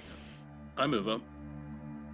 Yeah, I'd say we move up to this area. Let some group that wants to be in melee move up silently in melee. If anything goes wrong, we'll be ready to launch a volley. I mean, do we want to volley this guy right here while Krogan and his boys sneak up on these guys? The option of silently killing them without needing to fire arrows which would maybe let them scream seems better to me. The possibility that no one notices what's going on is... Good idea. Okay, so let me make sure I understand. So Krogan and the silent horde are just going to try to... Puts up his hand real quick and he grabs a rock from on the floor and he fucking wings it way over here. Okay, let me see what they do about that. And then he runs at this guy. And because no one can communicate, so he's just like, follow me. So his two henchmen are with him. He fails the check, so this person is distracted. You can get a surprise round. And let me see here. I need to get I have in Foundry, I have the Conan theme. I need to put it in this. That would be perfect for right now. I use it for Dungeon Crawl Classics because it makes sense to me, but let's see here. You talking Basil Palladorius? The first movie, the intro theme to it. Okay, so you can make your attacks, and I'll roll for Faircar with a +4.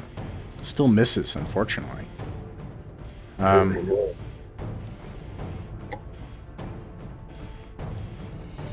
that's okay. We're still take this guy. That misses.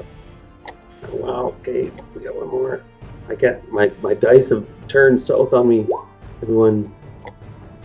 That also misses. Is it a backstab or no? Prize round. Not for he's a fight. Krogon's a fighter, and then you also have That's two. Rotacon. That was At the the most end. probably. Oh, okay. Krogon, you also have 2 more attacks. Yeah, but with a backstab, that second one hits. Does he go down? Nope. Does he have 8 health? Oh my god! I'm just like. I'm seeing Rotacon hit him. Shouldn't Rotocon's damage be doubled if it's a backstab? Ooh, look at that. Oh yeah. Well, anyways, anyways. I was chop, either way. Chop.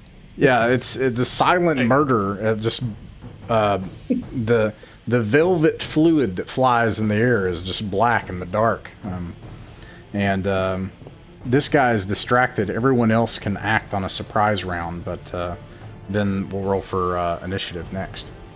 We're gonna volley this guy while he's surprised. Yeah. Who's I'll that? split. It's dark, arrows, that's still and us. he does not have a torch. I'm just going to say it's at a -2. I missed. 2 shots from me. I'm the close guy. I'll say that Ellis has a sling. You got a nat 1. And we'll have the mercenaries volley on the farther guy. Okay. The southwesterly most guy. Let's see. One of them. I got a 17. Oh, actually, it's a bow. They can do that twice. And you have... I don't know why I rolled that, but I get 2 more. And they both miss. Yeah, I guess I'll try and shoot this guy in the leg if I can. Alright. How much damage did you do, Rogarius? I see that... Rolling d20. So I hit once. What does a longbow do? D6. D6. Or shortbow d6. Okay. I hit the close guy for 8.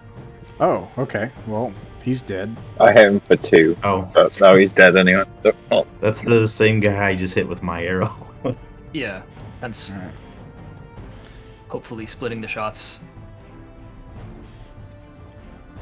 You all... okay, I have no so, idea which ones of these mercs shots here. they were all firing at the far one, is what I heard you said, and then I thought you all were firing at this one. Was somebody else firing at this one? No. No? Okay. I was firing at this already dead one. What's Alright. Bloombat up to? I fired a sling at the closest one and missed. Alrighty. Alright, so that brings us, let's see. This is definitely going to get everyone's attention when they start hearing, and then you start hearing like yelling from over here, and then at this point, this one turns around. So this is going to wake everybody up. And what is the, so here we are at the top of the round. What's the plan? Is anybody casting any spells, running away, any tricks or stunts or ideas? Wait a minute. What's the range on light? Hold on. I'm on the spell page. What's your goal? What are you trying to do with it? I was thinking about flashbanging the guys in the tower if I can. It's 60 feet. Is that I'll just say that you can do that, but you have to be able. So there's a problem. You're down below, and this is 15 feet above. So at the very least, you'll probably have to get this close or on the stairs in order to be able to see in to do that. Okay, well, I'll move this round. I'll move over to here. Unless at some point, I don't know if this is a 5e thing, at some point somebody told me, and I don't even know if it was this spell, they were like, I don't have to see it. And so if you tell me that's the case, but you have to be able to see it to use light, right? You can't just like... Target person or object. Yeah, so you have to target light them. About as bright as a torch. It doesn't... I would say you have to be able to see him to do that, yeah. So I mean, I could cast it, like you said, I could use it as a flashbang, like, so I could use it, like, just in the doorway, right? I could target the keystone of the door, right? yeah, that's true. Yeah. So my objective then will be to move here so I can cast next round. And Okay. I'll tell everybody it's going to be a flash out situation. They know to cover their eyes. So we're bugging out. Is that the plan? Oh no, we're going in. Oh, okay. Pushing these dudes. If you're spooked, you can hang out in the second rank or whatever suits you. I'm fine. They are going to I get a get chance Yeah, I to, mean, I still have a range, so I mean, when I'll just shoot when it comes to it. they have a chance to save.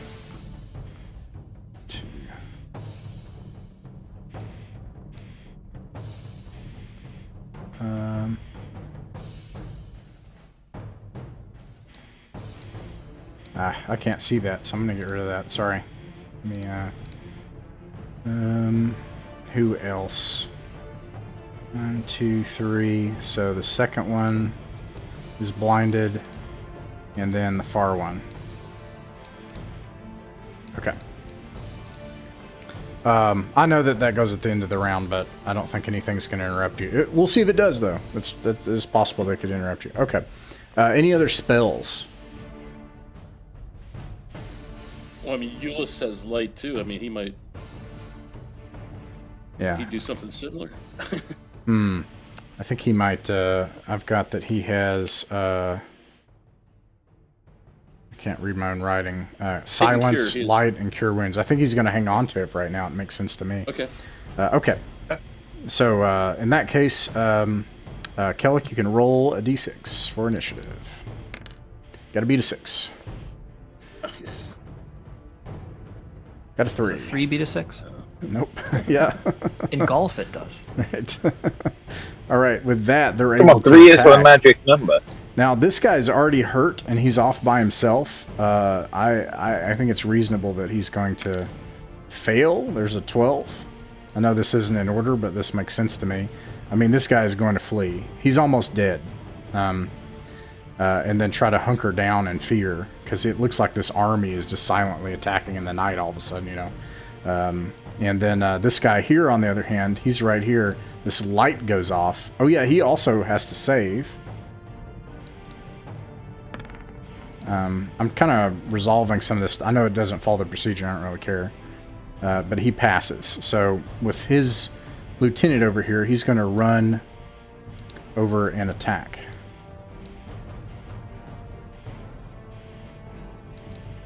Krogon. And he misses. And the others in the tower. So let's see. That's going to happen at the end of the turn. So that is actually one thing. About the spell is they're all going to come up here and they're going to start they're going to guard the entrance here and they're going to start shooting out from the corners, but they can't do that on their turn. They can only move. So bam, and they're all hit with that flashbang, and now it's your all's turn.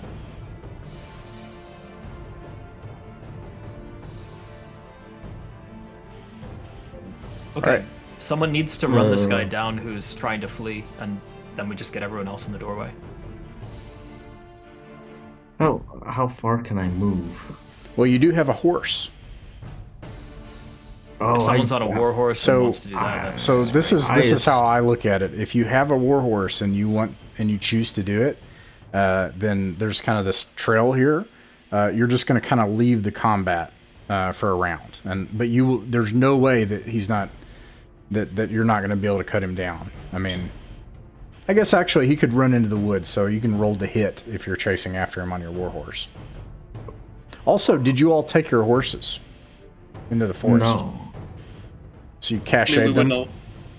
We wouldn't have left our horses behind all alone. I don't know where we'd leave them. Okay. Be dead when we get back. I would have brought mine.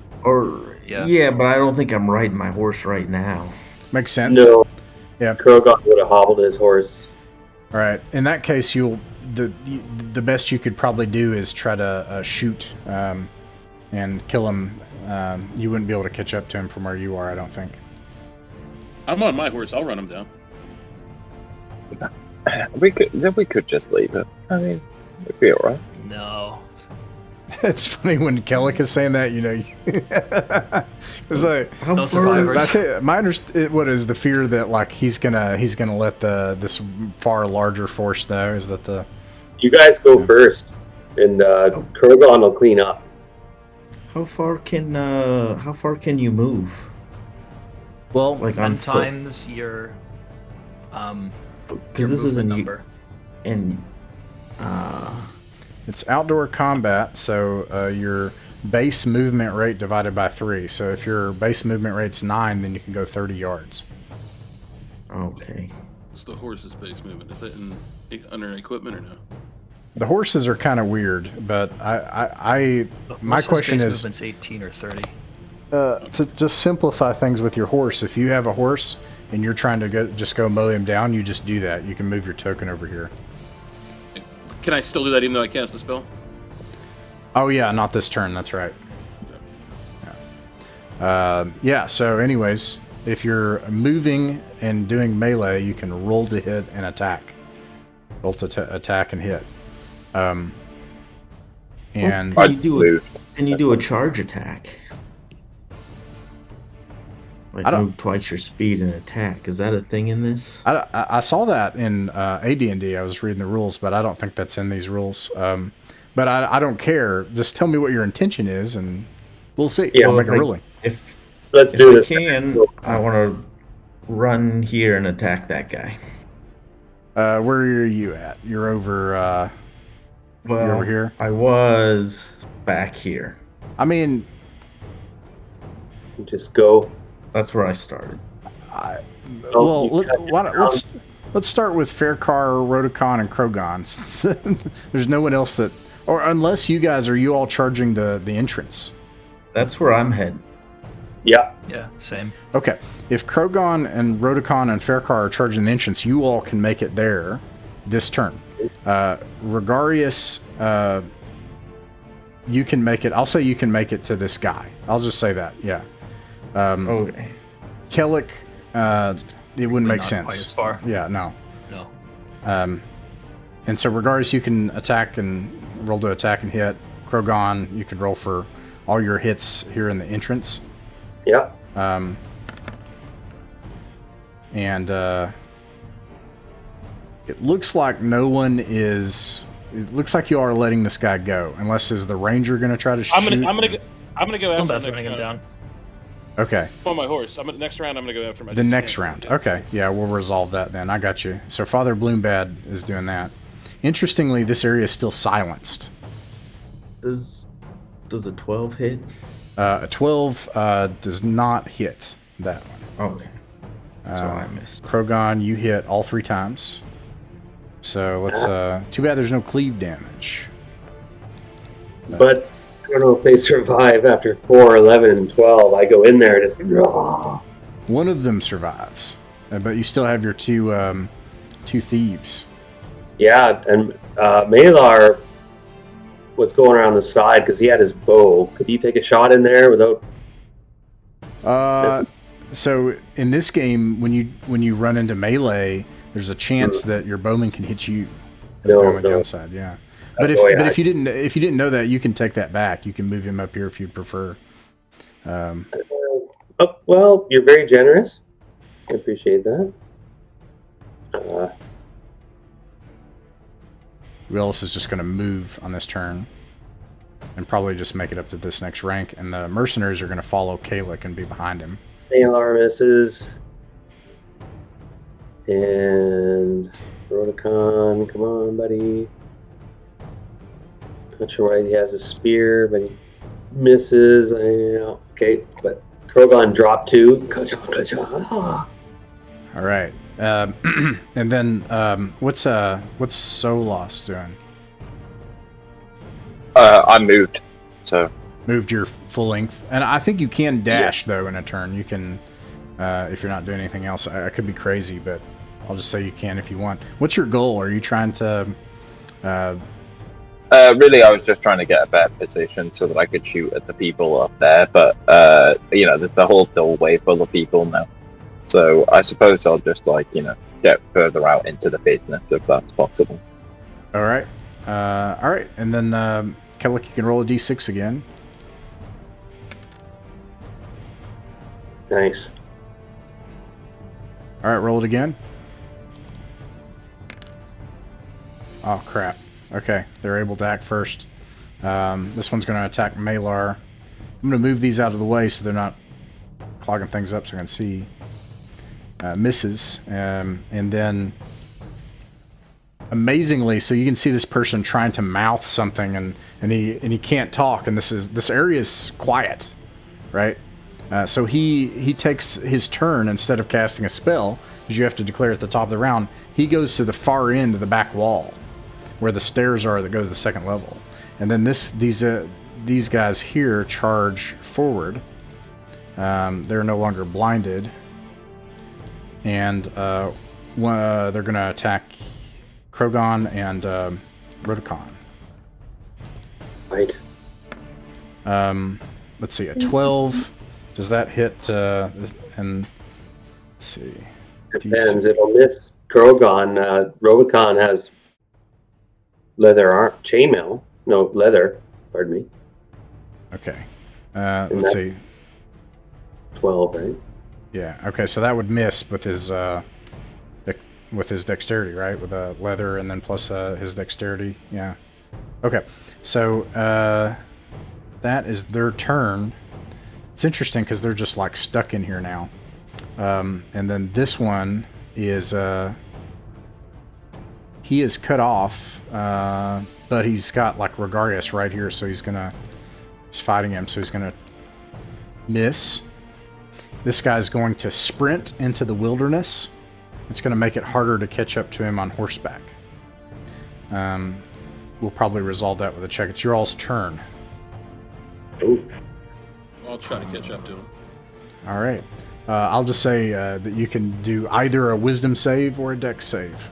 Ooh, wisdom's my jam. If you pass, you make it, and if you don't, you don't. You made it. Or wait, no, that was Regarius. That's me rolling to hit. Nat 20. Nice. All right, you're able to cut him down and catch up to him. Do I need to attack or no? I mean, you're on a war horse. I think once you get to him, he's pretty screwed. Like, that's. Let's see. This guy took 7 right here. Who? Can you ping that again? Yeah. That guy right there. Okay, he's dead. And then I got 2 hits and 1 on the 2. I'll say that it was just one shot that I, shoot these 2. Okay, balls. since you didn't 1 each. miss, yeah, 1 and 2. All right. Krogon. Okay, so it looks like Krogon, you slew one of them, and then the other one is the leader. And oh my lord, too bad that crit was a 1. Right.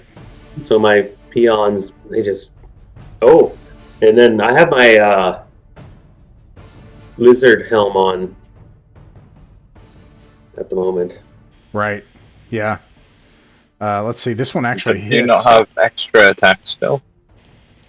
No, I did roll 3 for Krogon. Oh, right. I only got 1 hit for, pardon me, Ross. That was for 6 points damage. Yeah. Do you want to actually? Which one did you apply that to? I should ask, I guess. So this is the leader. I'll put like a thing on here. Okay. All right. So 6 points of damage. So he's got 7 so far. And then I also saw it looks like. Oh, and Solos, did you do all of it on one person, or did you spread it out, or? Yeah, I did 1 to this one and 2 to this one. Gotcha. Okay. All right. So that's actually. And then. Okay.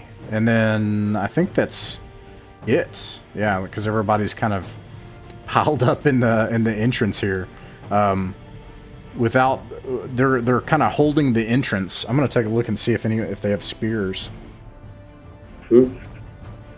Nope. No spear here to work with. So with this kind of like funnel where they're clogging up the entrance, I don't think anybody can get to it unless anybody has a spear. No spears. I've got a spear. All right, you can move up and make a rank attack from the second rank if you want. Then is it our turn again? Yeah. Oh, okay, cool. Yeah, I'll step up and attack with Mr. Spear. Mr. Spear. All right. Yeah. Roll to attack and hit. Dang it. Oh wait, nice. Oh wait, Let's no. see. Nope. A 9 and a 6. Those probably don't hit. I've got +1 to hit. So Yeah. 10 and 7. Those do not hit. That's Mercenaries have spears, but they're with Kalix, so they've got 1 more round. And then Euelis is going to come up to try to see, and you can't really see what's going on. It's just all getting clogged up here at this entrance. The thieves or Faircar could try climbing. That's an option. Well, there's no way for him to receive orders. Well, So that's not up to where him. he is, he can, if you all yell it out. But otherwise, up here it's all silent, which is really creepy. Meanwhile, roll a d6, Kalix. Oh, nice. I just get 3s. Only 3s today. You only roll 3s on a d6. I know this is supposed to come Do it. first, but You can. no one. Let's see. At the top of the round, none of the enemies are able to retreat. This is their last stand because you all have them in a funnel of death. But you can see clearly that this person is trying to cast a spell. And it's your all's turn. I'm gonna attack with my Throw the spear. rock. I was gonna throw the rock. Exactly what I was gonna say. Nice. Okay, yeah. All you got to do is just throw it over there, which is hilarious. So, yeah, that's brilliant. Gosh. Okay, yeah, you throw the rock. Okay, go ahead, Mike.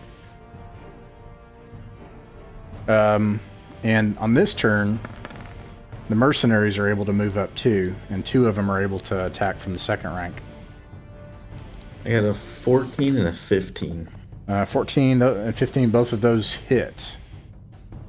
And both of these hit as well. I'm just gonna do it this way to make it quicker, so don't add them together. But I did 2 damage and 2 damage. All right. Okay. At this, all right. My peons are with me, and they stab anybody in front of me. Okay.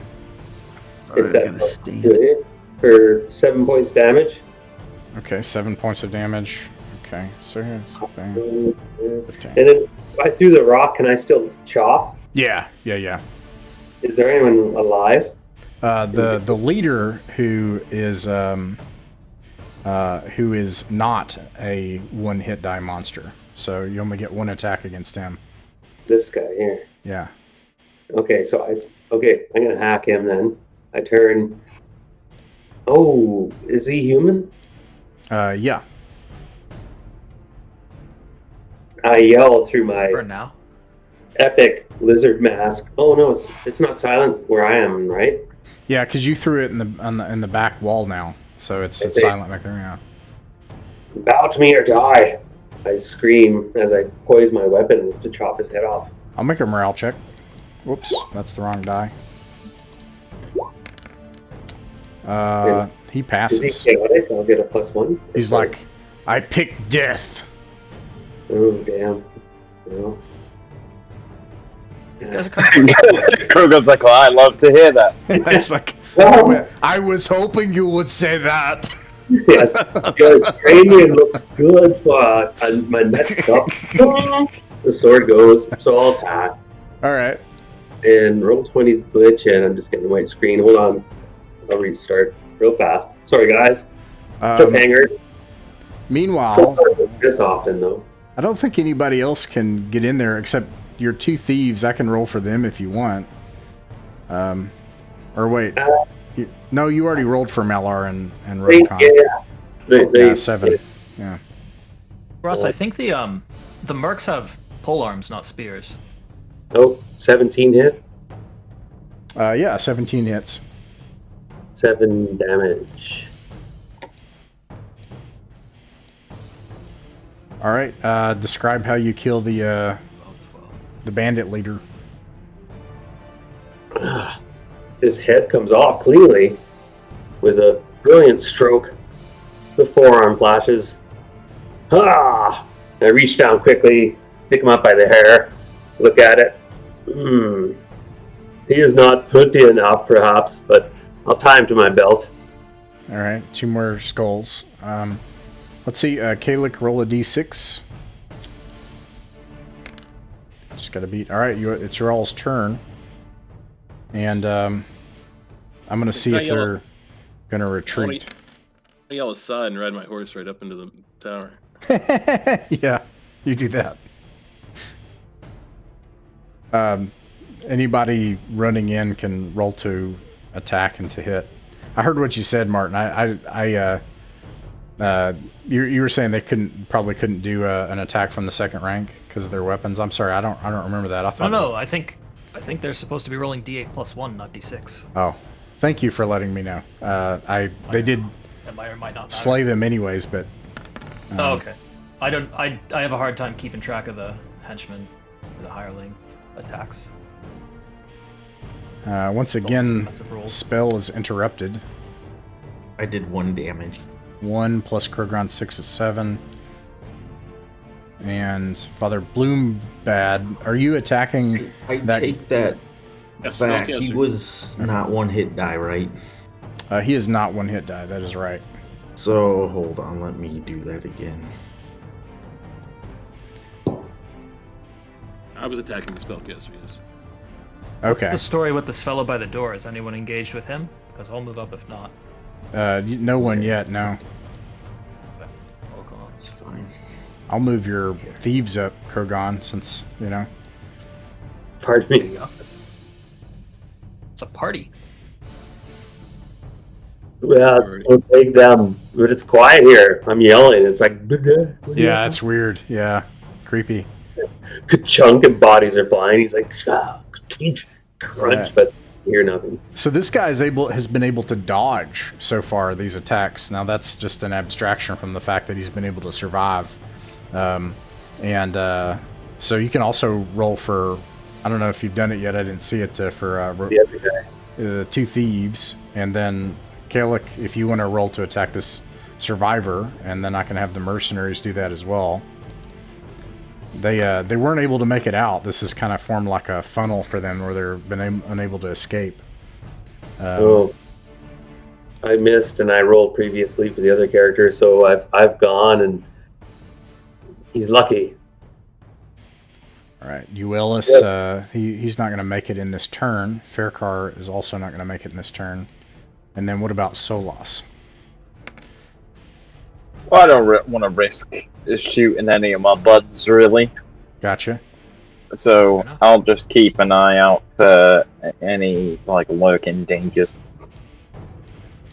All right, it looks like this guy survived, but obviously they're going to do... I'm going to do a -4 now for this. Okay, yeah. So he falls to his knees even though you can't hear him, and he's like, please don't kill me. And this guy also does. He drops his weapon and stumbles against the wall, clutching a wound. I don't know. It looks to me like he's still trying to cast a spell. Yeah, same here. Oh my god. Guys. That'll be I will accept my guys' surrender. They do what they want. And you can. So the way it works in this, I will subjectively rule right now that is a chaotic act, which you can do. You can do those. However, there is this underlying Lovecraftian force in the world that you once entered into a doorway to another place and saw bits of it, but no one understands it. So who knows what will happen if you don't spare this man's life? But he's an evil spellcaster, right? I mean, we can't spare his life because he could ensorcel us later. Yeah, it's true. Well, it would certainly come at a cost. There's a reason you would take a chaotic act, So. Well, I'm lawful, so if I can tell he's surrendering, I will not stab him with my spear. Same here. You guys can Even find though him, I gag really him, and want execute him to. later. I don't know. It's a useful That's captain. right. We'll bind him, try him, and then we can kill him. Drogon is going to hit him with the fight. Nice. All right, you all. With the edge of his sword. Hey, you guys were look. You guys said you needed a wizard hireling. There you go. Yeah. Can't Yes. trust. Hireling. Yes. Indentured hireling. Is it 13 hit? I mean, you could just knock him out, but yeah, it does hit. Yeah, and you definitely knock him out for sure. No, I'm not trying to knock him out. I'm trying to cut his head off. Oh, you're going to kill him. Okay, you're going to take a chaotic act. Yeah. Krogon. It's Krogan. He needs more heads for the pyre. Yeah, roll for damage. 9 damage. All right, yeah, you slice off the head of this magic user, and you have a third skull now. It is a chaotic act. Who knows what that means? We'll see. It's the fastest route to having 3 or 4 arms. Just imagine the damage. Krogan the chaotic. The head. I reach for the head. I don't want to imagine a 4-armed Krogan either wielding a 4-handed sword, which is just terrifying, or I pick 2 2-handed swords. I pick up the pebble. Ah, The silence. yeah. Look around, and with my sword bloodied and heads on my hip, with a glare, my mane of hair sweeping down my face, a look of exhilaration and power, but also, yeah, sorcerers. Yeah, they got what's coming to them. Yeah. All right. I get it. Let's see. One person surrenders. They know the same things that Osen knew, the other guy. So you now have +2 former spies who are outlaws. That is to say, they're level 0s.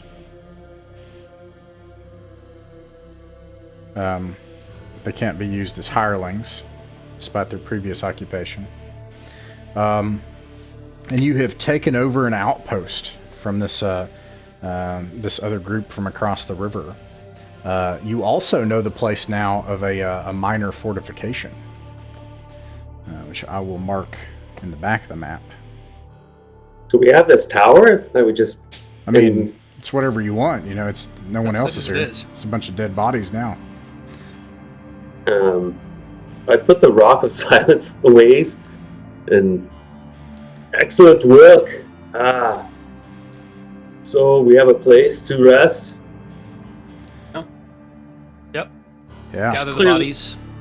Bury them up. Sleep in. Story. Yeah, clear the second story first. Good call. Let's do that. You check the second story, and the bodies will make useful bait for the spiders. Oof. Yeah, Osan, just like you said, second floor is empty. You find all of the goods and valuables that these people have robbed from people as they've gone.